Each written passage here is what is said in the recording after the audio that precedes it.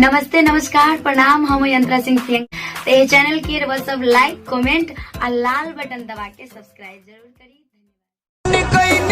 हो जान जान गई नी जान प्यार नहीं खेली खल प्यार नहीं खेली खल हाथ के लकीर में तू हमरा के छोड़ के चल गइलू। ओकरा खातिर हमें कोनो गम नहीं के, कोनो दुख नहीं के। बाकी तरह से को बात कह जा ओई नंबर वाले को फोन करिया।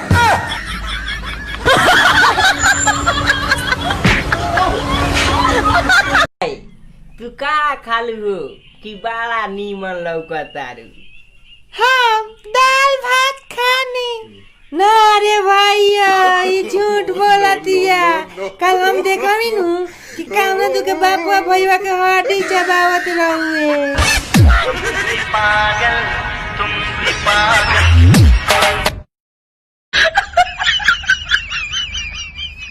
साफ साला ई बुर्बक बा। तोरा बुर्बक लागो तनी का हम बुर्बक नहीं खिलागत का है।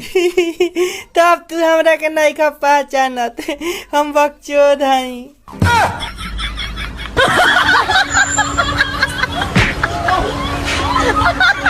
ए भाई पैंटो फाटल बा का हो? हाँ फाटल बा।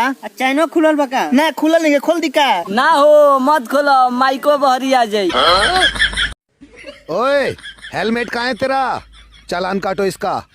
4 व्हीलर में हेलमेट ठीक से देखो भाई, 4 व्हीलर है।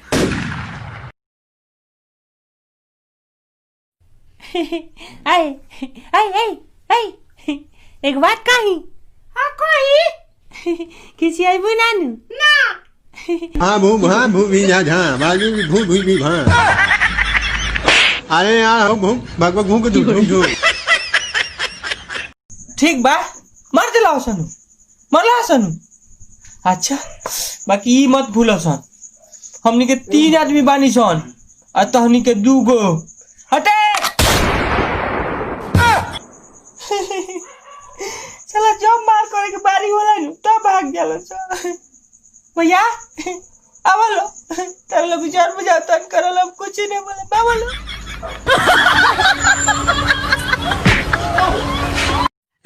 आधार कार्ड बन जाएगा हो?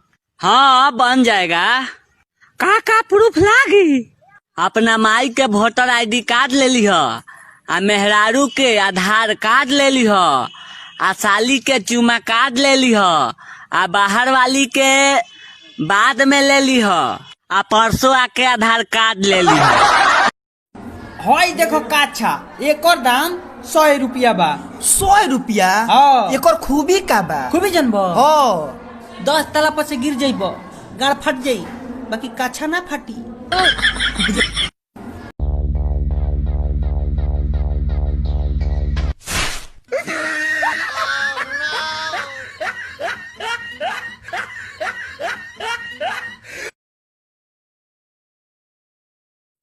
रे हमरा बारे में एकनी के बता तो बता बता।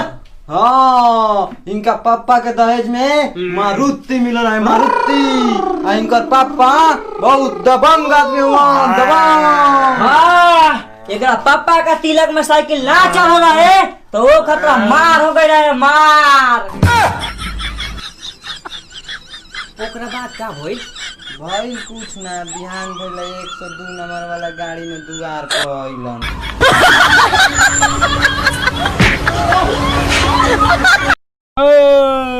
तारा ई बात मालूम रहे के चाहिए कि इनका से पूरा गांव भर के मर्दाना डेराला सो। हाँ तारा इहो बात मालूम के चाहिए कि हमारा मामा के एक में 3 गो मेरा मिल के इतना मार मरले रहली सारे इतना मार कि पाटे में चिरिक देले रहला।